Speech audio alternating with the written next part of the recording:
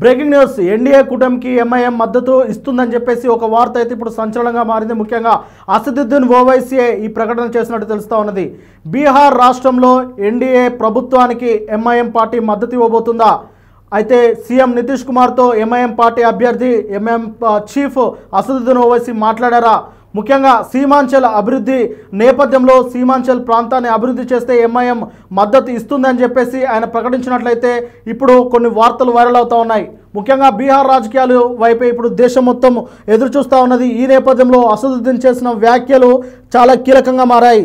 ముఖ్యంగా అసదుద్దీన్ ఓవైసీ అయితే బీహార్ ముఖ్యమంత్రి నితీష్ కుమార్ ప్రభుత్వానికి మద్దతు ఇవ్వడానికి సిద్ధంగా ఉన్నట్లు కొన్ని ప్రకటనలు వెలువడుతూ ఉన్నాయి.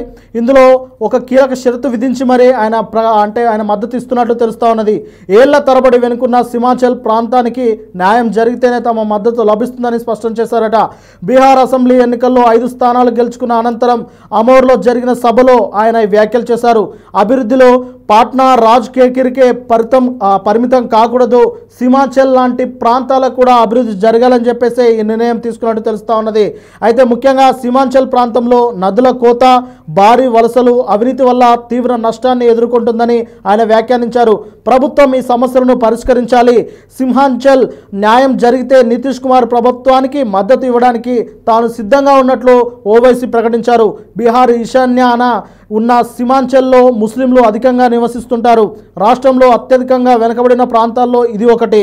ఈ ప్రాంతంలోని 24 నియోజకవర్గాల్లో ఎన్డీఏ 14 స్థానాలు సాధించగా ఓవైసీ నేతృత్వంలోని ఎంఐఎం 2020లో 5 స్థానాలు గెలుచుకుంది. 2020లో గెలుచుకున్నట్టే ఈ సంవత్సరం కూడా 5 స్థానాలను గెలుచుకుంది. అలాగే తమ పార్టీ ప్రజాప్రతినిధులపై కఠిన నియమాలను అమలు చేస్తున్నట్లు కూడా ఓవైసీ ఈ మీటింగ్లో వెల్లడించారు. ఆ 5 ఎమ్మెల్యేలు వారానికి 2 సార్లు తమ నియోజకవర్గ కార్యక్రమాల్లో కూర్చొని వాట్సాప్ లైవ్ లొకేషన్స్తో ఫోటోలు నాకు కావాలని కూడా వారు పంపుతున్నారట. వారు ఎక్కడ ఉన్నారో నాకు పూర్తిగా తెలుసని ఆయన తెలిపారు.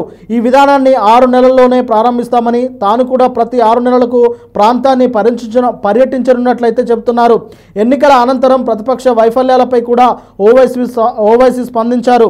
ఆర్జేడీ ఆధారపడే ఏదైతే ముస్లిం యాదవ్ సమీకరణలను ఉద్దేశించి బీజేపీని అడ్డుకోలేదని కూడా ఆయన చాలా కీలకంగా వ్యవహరిస్తూ ఉన్నారు. మొత్తం మీద ఎన్డీఏ కూటమితోటి ఓవైసీ కలిసేందుకైతే సిద్ధంగా ఉన్నట్లు తెలుస్తూ ఉన్నది. అయితే దీనికి సంబంధించిన వార్తలు అయితే సోషల్ మీడియాలో, మెయిన్ స్ట్రీమ్ మీడియాలో కూడా విస్తృతంగా వైరల్ అవుతూ ఉన్నాయి. ఉప్పు నిప్పు కలుస్తుందా, కానీ కలిసింది చూడండి అన్నట్టు కూడా కొన్ని వైరల్ అవుతూ ఉన్నాయి. మొత్తం మీద రాజకీయాల్లో శాశ్వత మిత్రులు, శాశ్వత శత్రువులు ఉండరు అనేది చాలా కాలంగా వినిపిస్తున్న ఒక నానుడి.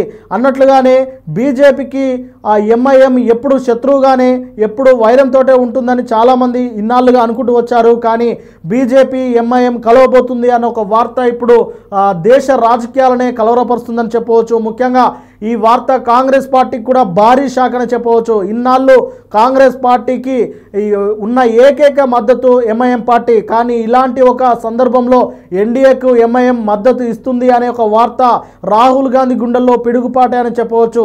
అయితే ఇలాంటి వార్తలు ఈరోజు ఉదయం నుంచి సోషల్ మీడియాలో, మెయిన్ స్ట్రీమ్ మీడియాలో, ఇతర వెబ్సైట్లలో వైరల్ అవుతుండగా తాజాగా ఓవైసీ అయితే స్పందించారు. తాను ఎట్టి పరిస్థితుల్లో బీజేపీతో కలిసేదే లేదన్నట్టు ఆయన వ్యాఖ్యానించారు. అయితే ఒక షరతు ఉందని, అదే బీహార్లో ఎంతో వెనుకబడిన సీమాంచల్ను అభివృద్ధి చేస్తే నితీష్ ప్రభుత్వానికి సహకరిస్తాను అనే వ్యాఖ్యలు మాత్రం ఆయన సభలో చేశారని, అన్నంత మాత్రాన అంటే సహకరిస్తాము అన్నంత మాత్రాన ఎన్డీఏతో చేతులు కలిపినట్టు కాదు, బీజేపీతో చేతులు కలిపినట్టు కాదు. ఇక బీజేపీ సైద్ధాంతిక విలువలకు, బీజేపీ సిద్ధాంతాలకు ఓవైసీ సిద్ధాంతాలు సరిపోవని, ఓవైసీ బీజేపీ ఎన్నటికీ కలవదు అని, అది కలవాలి అంటే కలుస్తుంది అనుకోవడం అనేది ఒక భ్రమ మాత్రమే అని చెప్పేసి ఓవైసీ అయితే స్పష్టం చేశారు. కానీ బీహార్లో సీఎం నితీష్ కుమార్కు ఆయన ప్రభుత్వ పాలనకు సహకరించడానికి ఆయన సిద్ధంగా ఉన్నారు. అది సీమాంచల్ ప్రాంతాన్ని అభివృద్ధి చేస్తేనే మేము సహకరిస్తామని చెప్పేసి ఆయన తేల్చి చెప్పేశారు. మొత్తం మీద ఇక బీజేపీ ఎంఐఎం కలుస్తుందన్న వార్తలు ఇక్కడితో ఇక వాటికి బ్రేక్ పడినట్లే. ఇక భవిష్యత్తులో కలుస్తాయా లేదా అనేది వేచి చూడాలి. ఇప్పటికైతే సీమాంచల్ అభివృద్ధి చేస్తే నితీష్ కుమార్ ప్రభుత్వానికి సహకరిస్తా అని చెప్పేసి ఓవైసీ అయితే చాలా కీలకమైన ప్రకటన అయితే చేశారు.